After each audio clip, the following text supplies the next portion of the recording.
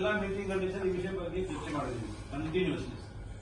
ಹಾಗಾದ್ರೆ ಇಷ್ಟು ದಿನ ನಾನು ಹೇಳಿದ್ದು not for Bangalore south AC because is above me. ಯಾಕ್ರಿ ತಗೊಂಡ್ರಿ? Don't irritate me.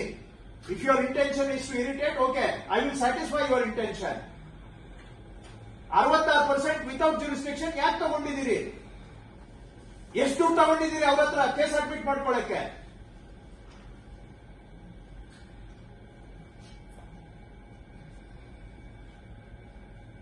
ಎಷ್ಟು ಏನ್ರಿ ನಿಮ್ದು ಅಂಡರ್ಸ್ಟ್ಯಾಂಡಿಂಗ್?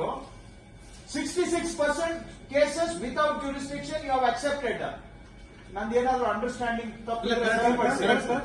ಏನ್ರಿ? Please correct me. I don't want to be making the wrong statement. Sir, ನಾವು ನಿನ್ನೆ 2 ತಾಸು ಕೂತ್ಕೊಂಡು ಚರ್ಚೆ ಮಾಡಿದ ವಿಷಯ ಬಗ್ಗೆ ಸರ್.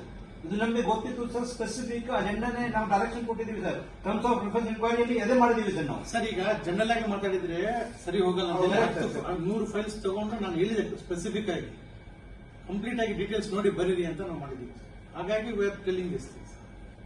ಬ್ಯಾಂಗ್ಳೂರ್ ಎಸಿಗಳಂದ್ರೆ ಬರೀ ದುಡ್ಡು ಮಾಡೋ ಬಿಸ್ನೆಸ್ ಅಂತ ತಿಳ್ಕೊಂಡಿದ್ದೀರಾ? ದೇಶ ಎಲ್ಲ ಮಾತಾಡ್ತಾ ಇದೆ ನೀವು ಮಾಡ್ತಾ ಇರೋ ಕೆಲಸ.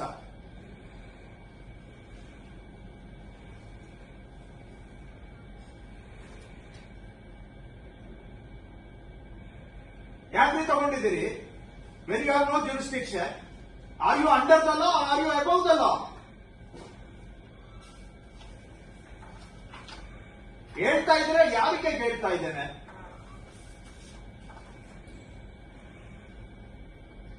ಅಲ್ಲ ನೋಡಿ, ನಾನು ಶೋಕಾಸ್ ನೋಟಿಸ್ ಕೊಡಿ ಅಂತ ಹೇಳಿದೆ. ಬಹುಶಃ ಆದ್ರೂ ಅವರಿಗೆ ತಲೆಗೆ ಹೋಗ್ತಾ ಇಲ್ಲ.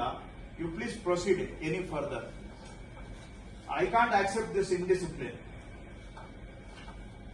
ಇಷ್ಟು ದಿನ ಯಾರಿಗೆ ಹೇಳಿದ್ದು ನಾನು? ಹಾಗಾದ್ರೆ ಸಾಕಷ್ಟು ಹೇಳಿದ್ದೀವಿ ಸರ್. ಅದೇ ಒಳ್ಳೆ ಮಾತಿಗೆ ಗೌರವ ಇಲ್ಲ.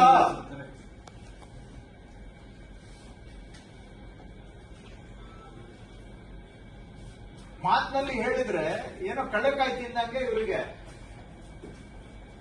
ಆಯ್ತು, ಲೆಟ್ ಅಸ್ ಪ್ರೊಸೀಡ್.